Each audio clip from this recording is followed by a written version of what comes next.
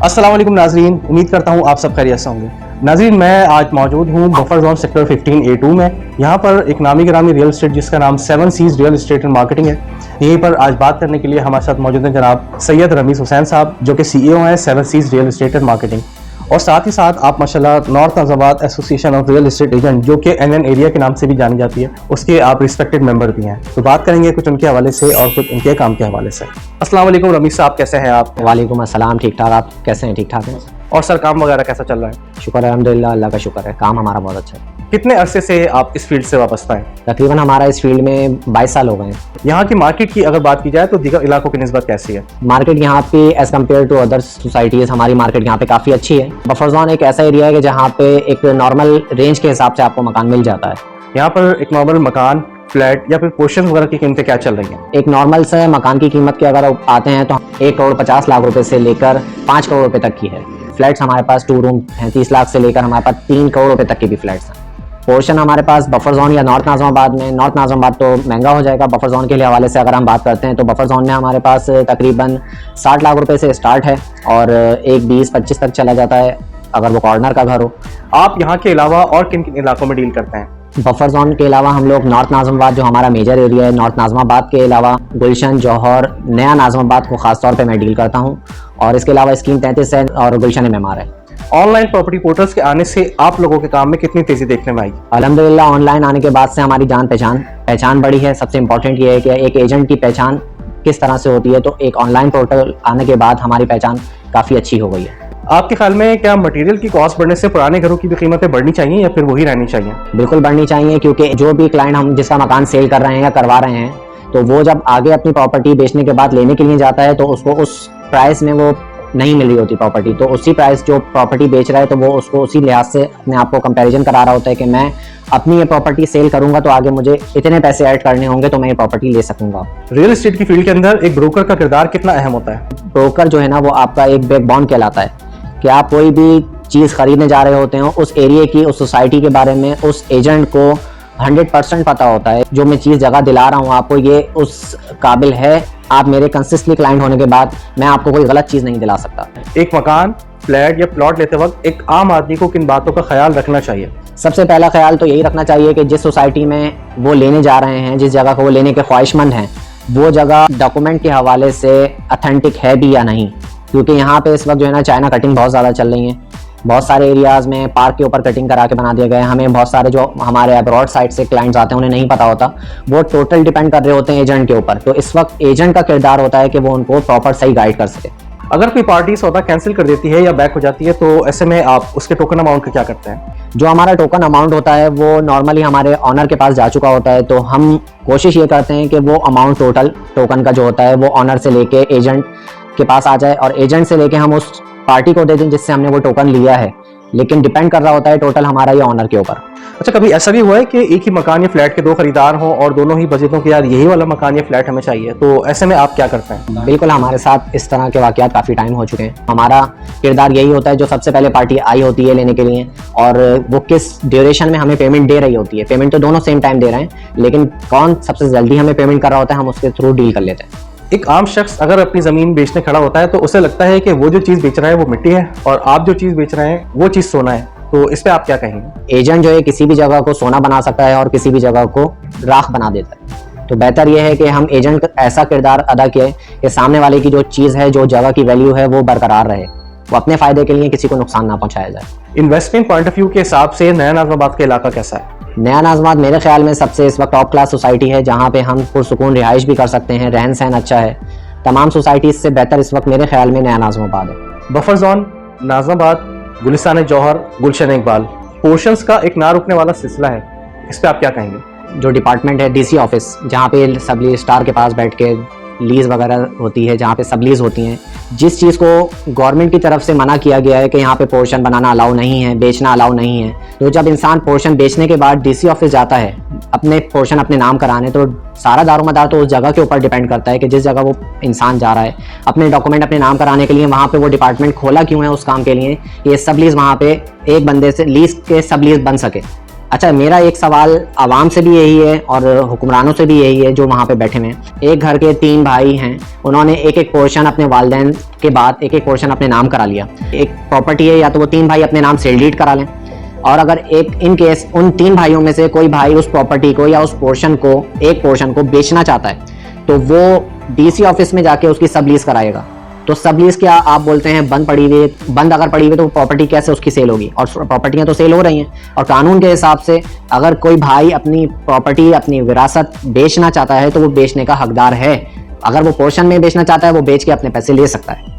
अगर नहीं हो सकता, बंद है सेल डीड, सब लीज बंद है, तो फिर ये डिपार्टमेंट वहां से खत्म कर दिया जाए कि सब लीज नहीं हो सकती है। मौजूदा हुकूमत की बनाई हुई रियल एस्टेट से मुतालिक जो पॉलिसीज हैं, आप उनसे किस हद तक मुतमईन हैं? तो हुकूमत की पॉलिसी के ऊपर हमें मजबूरन चलना पड़ता है, लेकिन हुकूमत को इस चीज़ में देखना चाहिए कि वो जो टैक्सेस एक आम आदमी के ऊपर लगाने जा रही है, लगा रही है, आम आदमी तो उसके ऊपर जो है ना एप्लीकेबल मजबूरन होना पड़ता है, क्योंकि अगर वो नहीं होगा तो उसकी रजिस्ट्री वगैरह आगे प्रोसेस में नहीं आती।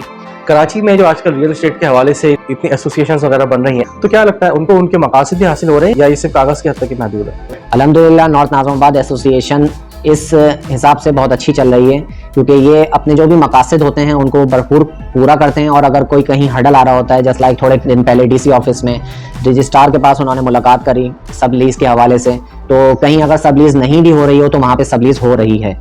तो और कंपैरिजन दूसरे सोसाइटीज़ का या दूसरे एसोसिएशन का इतना लाएअमल नहीं है, क्योंकि वो अपने मामलात में खुद ही डील कर रहे होते हैं। हमारी सोसाइटीज़ हर मेंबर को अपने साथ जोड़ के लेके चलती है। आमतौर पर आप लोगों को बिल्डर प्रोजेक्ट में ज़्यादा फायदा होता है या जो आप लोगों की रेगुलर चीज़ें होती हैं उसमें? ऑफकोर्स बिल्डर प्रोजेक्ट में हमें बहुत ज़्यादा फायदा है, लो मार्जिन में प्रॉपर्टी मिलती है, और एजेंट को इसमें सबसे ज़्यादा फायदा होता है। जो खरीदार है उसको बस आने वाले वक्तों के हिसाब से उसके लिए एक सुनहरी मौका होता है। एक जस्ट लाइक हम बीसी डाल रहे हैं, छोटी सी बीसी डाल देंगे, आने वाले 2, 4, 5 साल बाद वो बीसी का एक बड़ा फल हमको मिलता है। आमतौर पर रियल एस्टेट एजेंट्स को सरकारी इदारों में लीज, सब लीज और डॉक्यूमेंटेशन वगैरह के हवाले से क्या क्या मुश्किलात पेश आती हैं? सब लीज या डॉक्यूमेंटेशन के हवाले से मुश्किलात तो खैर हमें दरपेश नहीं आती, क्योंकि हम जो भी रजिस्ट्रार है, डीसी है, उसके पास जाके हमें मुकमुका करना पड़ता है कि जो भी उनकी मांगे हैं पूरी करनी होती हैं। उनको जो लीज करते वक्त पैसे चाहिए होते हैं वो हम उनसे डील करते हैं, वो पैसे उनको प्रोवाइड करते हैं, और हमारे काम रुकता कोई काम नहीं है।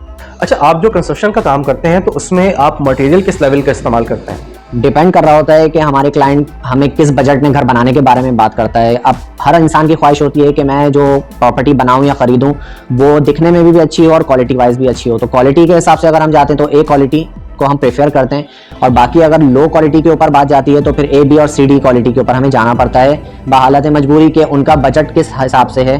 बाज़ स्टेट एजेंट्स दूसरे एजेंट से मुकाबला करने के चक्कर में क्लाइंट्स के सामने अपना कमीशन मार्जिन बहुत कम कर देते हैं या फिर बिल्कुल ही गिरा देते हैं, तो इस पर आप क्या कहेंगे? वो लोग अपना कमीशन मार्जिन कम करते हैं क्योंकि वो स्टेट एजेंट नहीं होते, वो एक चलते फिरते ब्रोकर कहलाते हैं। जो भी ऐसे हमारी प्रॉपर्टी है उन्होंने हमें देख लिया कहीं चलते फिरते, उन्होंने उस प्रॉपर्टी के ऊपर कब्जा कर लिया, तो वो थोड़े बहुत पैसे लेके काम कर लेते हैं। लेकिन हमारा जो अपना एक क्राइटेरिया है वो फिक्स है 2% कमीशन का, हम उस क्राइटेरिया से नीचे नहीं आते। लेकिन हमें अपने क्लाइंट को भी देखना होता है कि ज़रूरी नहीं है कि हम अपने 2% कमीशन के ऊपर रहें, कि अगर हमारे क्लाइंट के पास जगह लेना चाहता है और उसके पास कमीशन देने के पैसे नहीं हैं, बाज़ औक़ात ऐसा भी हुआ है हमारे साथ कि हमने उसको वो जगह दिलाई भी है और कमीशन नहीं भी लिया। फ्लैट और अपार्टमेंट में क्या फ़र्क है? फ्लैट्स काउंट होते हैं यूके की इंग्लिश के हिसाब से, यूएस इंग्लिश के हिसाब से आप बात करते हैं तो वो अपार्टमेंट में काउंट होता है। हमारे यहाँ पे एक नॉर्मल ज़िंदगी में ले लें कराची के हिसाब से, तो अपार्टमेंट उस जगह को कहलाया जाता है जिसके नीचे कमर्शियल काम हो रहा हो, जैसे इम्तियाज़ मार्ट है और चेज़अप वगैरह बना हुआ है वहाँ पे। तो वो जो अपार्टमेंट्स हैं, क्योंकि उनकी स्क्वायर फीट्स कैटेगरी जो है ना वो 1200, 1500, 2000 स्क्वायर फीट से ऊपर है। अगर कोई फ्लैट है जो बाउंड्री वॉल है, जहाँ पे छोटे छोटे से अपार्टमेंट्स बने होते हैं 500, 700, 800, 900 स्क्वायर फीट के हवाले से, तो वो जो एरिया कहलाता है वो फ्लैट सिस्टम में आ जाता है। कराची जैसे शहर में एक आम आदमी के लिए घर लेना कितना मुश्किल हो गया है या फिर बना दिया गया है? इस वक्त के लिहाज से नामुमकिन हो गया है, क्योंकि मौजूदा हुकूमत की जो भी लाएअमल है, तो इस वक्त के लिहाज से एक नॉर्मल इंसान जिसकी सैलरी 50,000 या लाख रुपए है वो नहीं ले सकता। आने वाले वक्तों में प्रॉपर्टी के काम का क्या मुस्तकबिल नजर आ रहा है? आने वाले वक्त में हमें उम्मीद बहुत अच्छी है, और हुकूमत के ऊपर टोटल डिपेंड कर रहा होता है। प्रॉपर्टी सेक्टर जो है ना किसी भी एरिया की बैकबोन कहलाती है। वो बैकबोन उसी वक्त मजबूत हो सकती है जब हमारी कोई हुकूमत या उसकी पॉलिसी स्ट्रांग हो। इतनी मसरूफियात के बावजूद फैमिली के लिए वक्त निकालना कितना मुश्किल हो जाता है?